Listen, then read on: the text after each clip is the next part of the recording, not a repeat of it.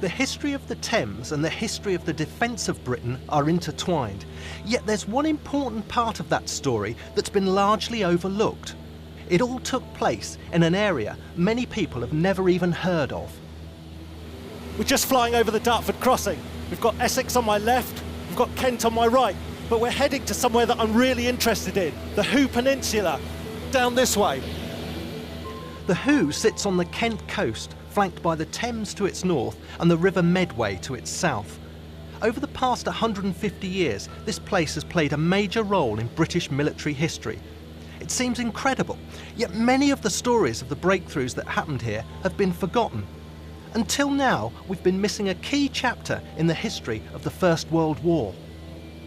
For while decisions of state were being made miles upstream at Westminster, it was here, in what Dickens described as the wild, flat marshes, that the dirty, gritty, industrial nature of modern warfare was being forged.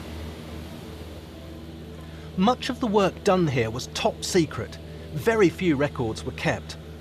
Archaeologists at English Heritage have been carrying out the first ever survey of the whole peninsula, recording every lump of concrete, every mound from the air. So now we can begin to piece together the untold story of exactly what went on here on the Hoo.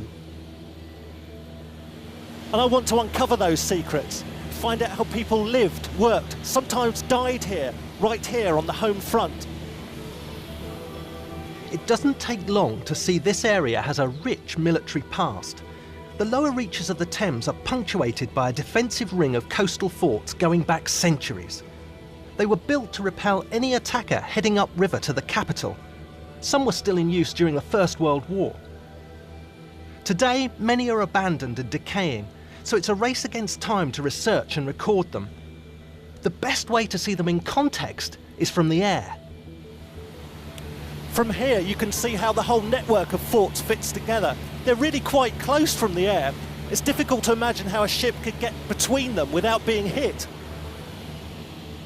From the aerial survey, it was immediately clear that Cliff Fort, on the Thames shoreline of the Hoo, is at particular risk. It also has some unusual features. Archaeologists are now investigating it fully for the first time. Peter Kendall from English Heritage is one of those carrying out the work.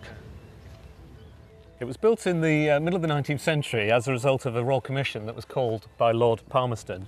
And it was built because there was a genuine belief that the French would possibly come and invade us. How genuine was that, though? I mean, the French, we ruled the waves. Well, we did, but the French Navy had new iron warships, steam-powered, with better guns, and there was a genuine belief that the British Navy might be beaten.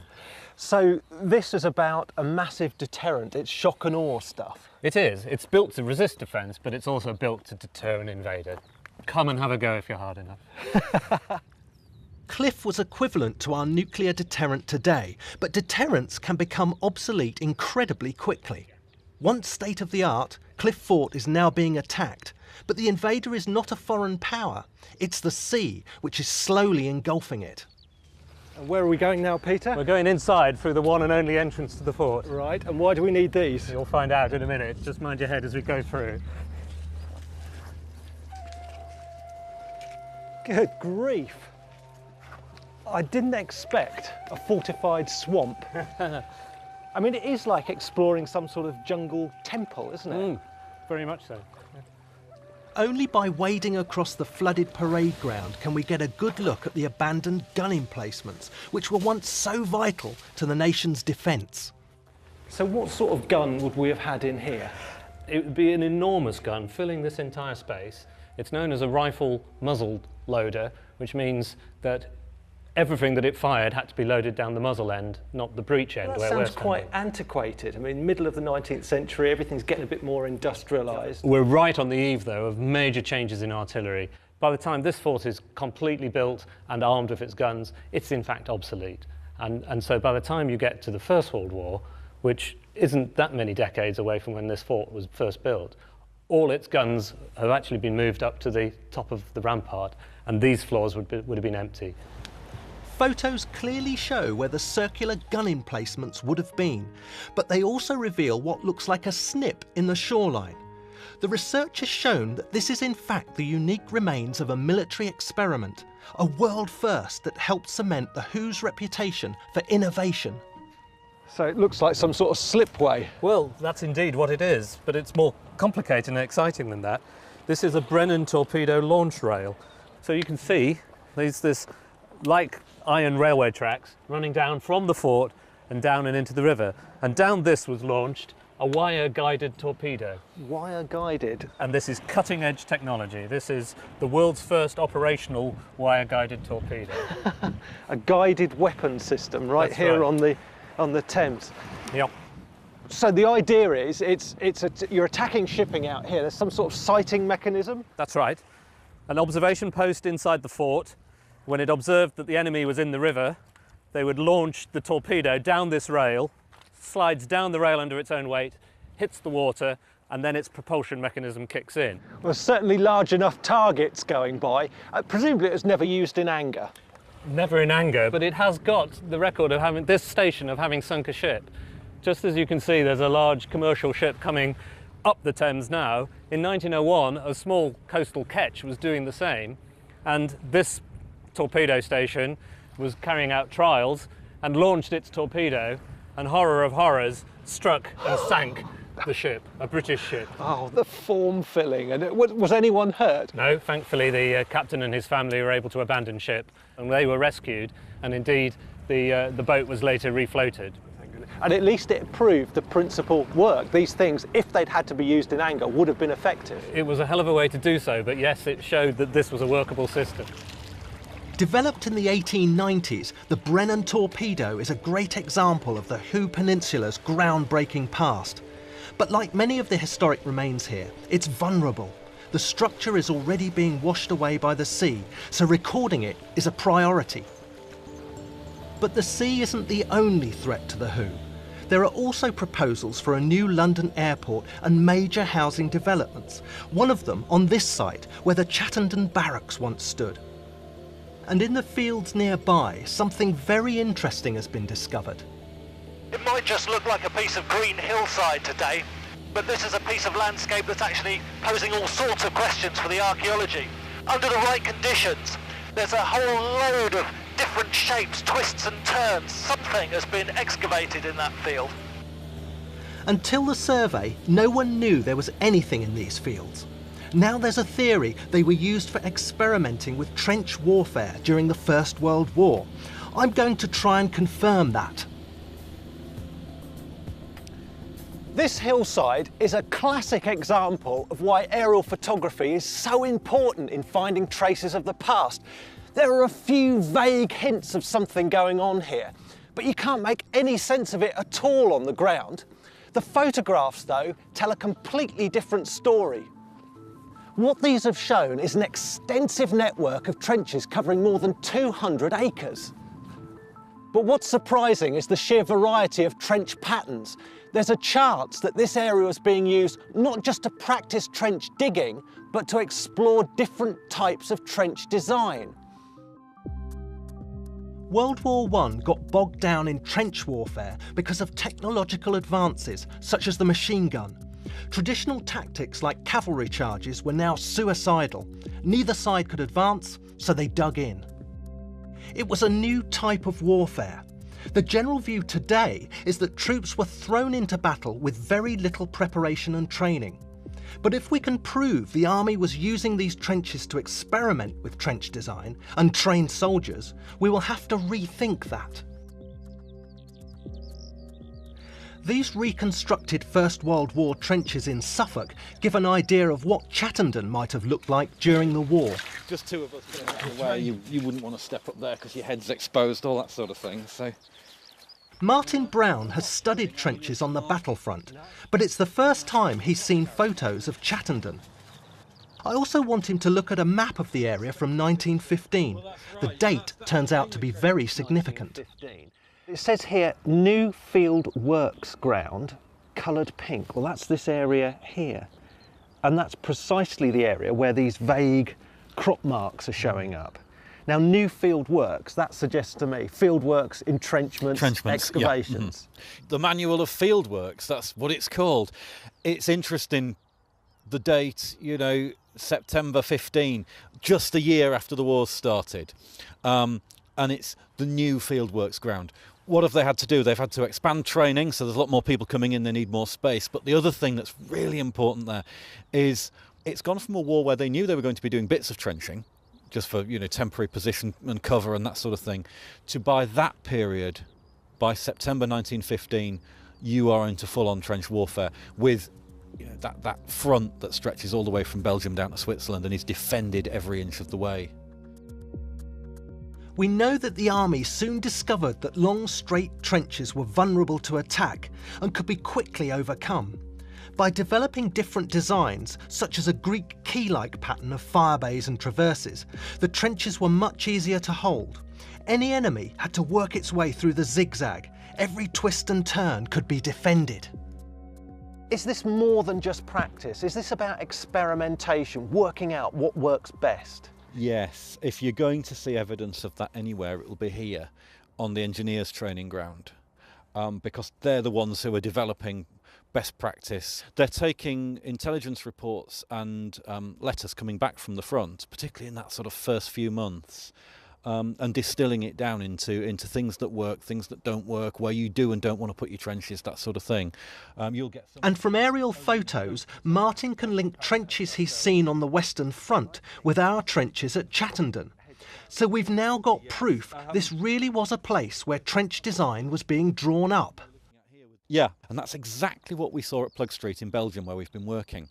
And there's a sunken lane, and Christmas 14, British troops are in there. But then what they do is they push forward into the field with some saps, and then they join them up with a traversed firing line, exactly as you can see being practiced here.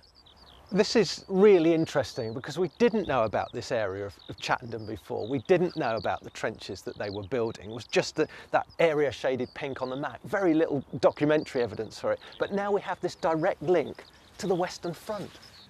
There is a strand of history about the First World War that tells you that men were thrown away and they were thrown into action untrained and all of this stuff. And actually you've got the solid archaeological evidence here on the ground in Britain and on the battlefields that, nope, actually we took it really seriously and training was paramount. What's fascinating is that the aerial photographs have illuminated part of our history which was almost forgotten. They weren't just practicing trench building at Chattenden, they were experimenting. They were trying to create new ways to keep the soldiers as safe as possible, as effective as possible. It was a whole new way of doing warfare, and it was invented there on those fields at Chattenden. But being in these trenches, this is really sobering because you realise that this isn't about crop marks, it's not about marks in the field. These represent people's lives, their work and their deaths.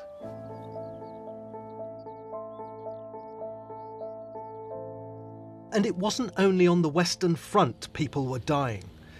Throughout the First World War, people also sacrificed their lives here on the peninsula as the industrial nature of modern warfare made its impact.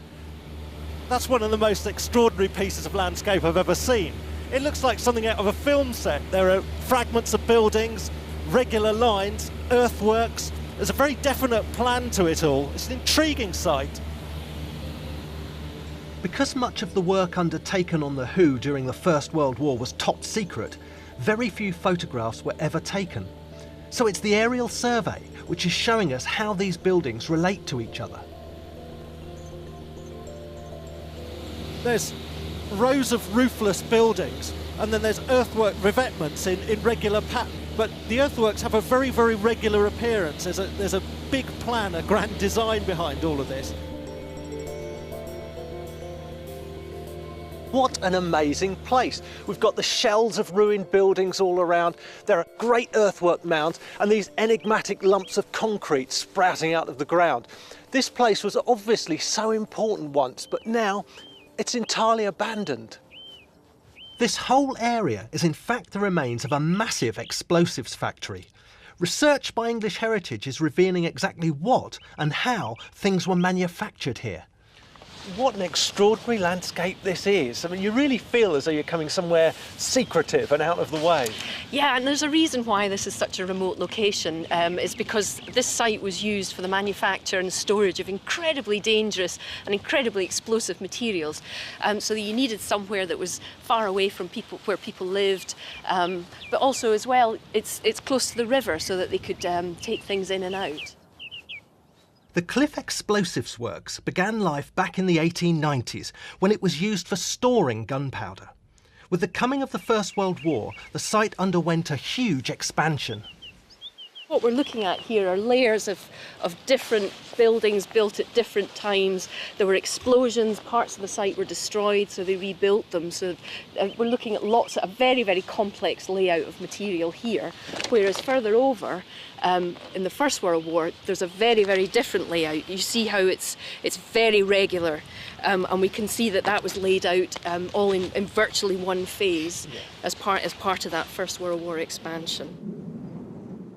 All these mounds are, again, protecting the rest of the site from the possible blasts that could have happened from the very dangerous processes that were going on within them. And it's such a vast complex, it's really difficult to get a handle on it down here on the ground. The aerial view gave you that overview of the whole site. It does, and it's certainly on the aerial view you can really see the difference in the layout. And also, of course, we've got historic aerial photographs, so we can see what was happening on this site, because this piece of land was used for demolitions disposals, for example. That's so important. So it's not just the aerial view today, it's those historic aerial views that are helping to reveal the sort of layers of development in this site. Yeah. I can't imagine arriving on this site on the ground. How would you begin to survey it if you didn't have the overview? It's early days, but we're beginning to get an idea of how the site developed from simple storage into an extensive armaments factory during the First World War. This represents the massive expansion in the production of cordite, which was used as a propellant in firearms, so everything from rifles right the way up to the big guns that they had on the battleships during the First World War. So all those shells that are being fired off from the great naval battles like Jutland, they're being made here? Well, it's the cordite, it's the propellant that makes the shells go, that's manufactured here. The research at the site is also revealing stories about the people who worked here. Among them was Amanda Thomas's grandmother, Minnie Rogers. What did she do here? Well, it's unclear exactly. She didn't talk about it that much, and sadly she died before I was born. But I think it was probably something to do with the cordite, and possibly from reports that I've read of what other young women were doing at the time, perhaps packing the cordite. So a job, perhaps for the first time, earning money, a bit of independence, but at what a price? I mean, they must have known it was dangerous work. Absolutely, absolutely. In fact, the work was so dangerous that 21 people died at Cliff, including a workman known to Amanda's grandmother. It really was quite awful what happened to him. How did he die? Well, he was scraping the corrugated iron wall of one of the workshops, and he was scraping with a metal chisel, and the metal chisel caught on the corrugated iron, caused a spark, and caused an explosion with the nitroglycerine that was nearby to where he was scraping, and he was blown out of the building and ended up flayed in a tree. That's how powerful and how dangerous the explosives were that they were dealing with here on a day-to-day basis. Actually, the Hoo Peninsula really demonstrates the power of aerial archaeology. It's difficult to make sense of these odd lumps of concrete from the ground, but from the air, patterns start to emerge, like the explosives factory. All of this is telling a story. It's a story of great scientific endeavour, but also of great tragedy. We've seen how innovation on the Hoo began with the forts and progressed rapidly from developing trench warfare to creating explosives for our warships. And we're still making new discoveries. The Hoo coastline is fascinating. It's littered with wrecks and old jetties. And down there, it looks like there's an old submarine. But there's one particular site that's causing a lot of excitement, and that's where I'm off to now.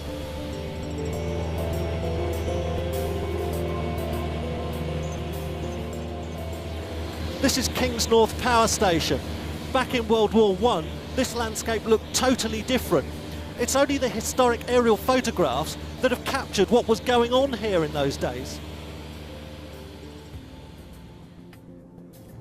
This photograph was taken years before the power stations were built.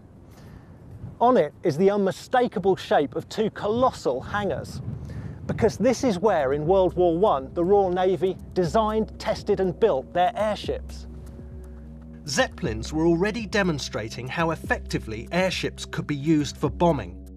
We know that here on the peninsula they were being developed for anti-submarine warfare and reconnaissance. It was at Kingsnorth they were put through their paces. But the airship hangars were dismantled decades ago. What we don't know is if any of the other buildings from the airship days survive. I'm going to see if the early photos can help me find any. This is astounding. I've just come onto the industrial estate looking for fragments of the Royal Naval Air Service station that was here, and there are these gigantic buildings, and I mean they do look like the buildings. They are definitely the buildings that are on these photographs. These are early photographs. One of the hangars is still in place here, and that would be just over in that direction where the power station is now. Massive hangars. Well, this is extraordinary. I mean, they are the types of buildings that I would expect to be constructed in sort of 1915, 1916, 17. I think they're here to service the airships. They're not the hangars, but engineering activities that went alongside them. And this is fascinating. They don't survive in many places, these buildings. They're usually swept away. The trouble I've got is that the only photos I have were taken in the 1920s and 30s, so I can't prove these are First World War buildings, even though my hunch is that they are. They do look like airship buildings. They're magnificent buildings, actually, and what a surprise. Unbelievable. But one surviving building has definite links to what was once a top-secret base. Just a few miles from Kingsnorth, a strangely shaped barn can be seen from the air. It turns out a local farmer salvaged the timber frame roof from one of the hangars. We know it's originally from Kingsnorth because distinctive Admiralty marks survive on the wooden trusses. It's so rare that the 215-foot-long building is now protected. This is not your normal farm barn, is it? No. It's just splendid. Those sort of cartwheel-like roof trusses there. That one's still quite... Tina Bilbay has a particular interest in the barn. Her grandfather used to work at the airship station. This building, this would have been familiar to your grandfather? Yes. This would have been where he was working, one of the buildings he was working in, because he was producing hydrogen and filling the airships. And that was a dangerous thing to do? Very, very. His wages actually reflect that. When he was put in as a hydrogen worker, his wages were much more than just an ordinary air mechanic. So he got danger money? Danger money, yes, yeah. Indeed. Well, it's flammable, it's explosive, and there were fatalities. People were obviously dying in their thousands at the front, but I think we sometimes forget the human cost of work here on the home front. The people working with dangerous materials, munitions, experimental materials, dangerous gases, things like that. They were exposed to quite a lot of danger too. Well, yes. My grandfather died in his mid-40s from lung troubles, and presumably it was the hydrogen gas that he'd got a lungful of, or probably more than one lungful of. Over a long period of time. Over the 2 years that he was working here. Tina has a photo of her grandfather and the Kingsnorth workers, which was taken at the end of the war. This might give me the proof I've been looking for that those buildings I saw earlier are indeed from World War I. So they're all standing here. The photograph was taken at that point. I can see the end of the hangar, so they're definitely between the two, but it's definitely that one I'm interested in. That's the roof of it right there. Yeah, the gable end, and I can just see the roof line of the building behind it. And there's the water tower behind. Well, that's incredible. So it's definitely a building of that era. What's clear from all the locations I've flown over on the Hoo Peninsula is how dramatic the pace of change has been. Just a few short decades and the experimental and revolutionary becomes old hat. And nowhere demonstrates how military technology advanced more than my final destination. We began the story at Cliff Fort, and when it was built at the end of the 19th century, it was state of the art. Brennan torpedo, big guns. It was designed to protect us from attack from the sea. Just a few decades later, Cliff was redundant. The threat now came from the air, and this was the answer. Because it lies in the middle of an army training ground, this small collection of buildings had lain in obscurity until the aerial survey. This is a very well laid out site.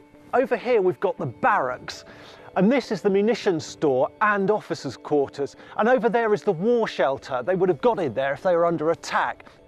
It was thought it could be a Second World War anti-aircraft battery, but further investigation has revealed it's far earlier than that and dates from the First World War. Its role to defend against German bombers and Zeppelins, and it has a unique place in military history.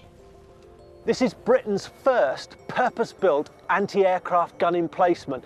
There's a thick concrete wall around the outside, and the holdfast where the gun was sighted is right here. We've got the Thames estuary, we've got Cliff over there, the munitions factory, King's North, the power station, the airship station was just over there. We've got a big naval ordnance depot just over the hill. All these places had to be protected, and this was the spot to do it from. Discoveries being made on the Hoo are changing our perceptions of the First World War. We're realising that research and innovation at home was every bit as vital to the success of the war as the battles on the Western Front. There was a time when people thought of the Hoo Peninsula as a forgotten backwater, but we've discovered that this place was at the centre of military technology.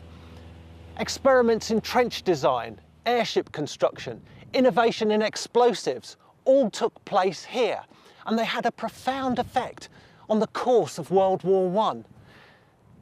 Now, this is a place that's embraced change, and it's facing change again. But let's hope that this change doesn't erase the traces of its heritage. The Hoo really is a very, very special place.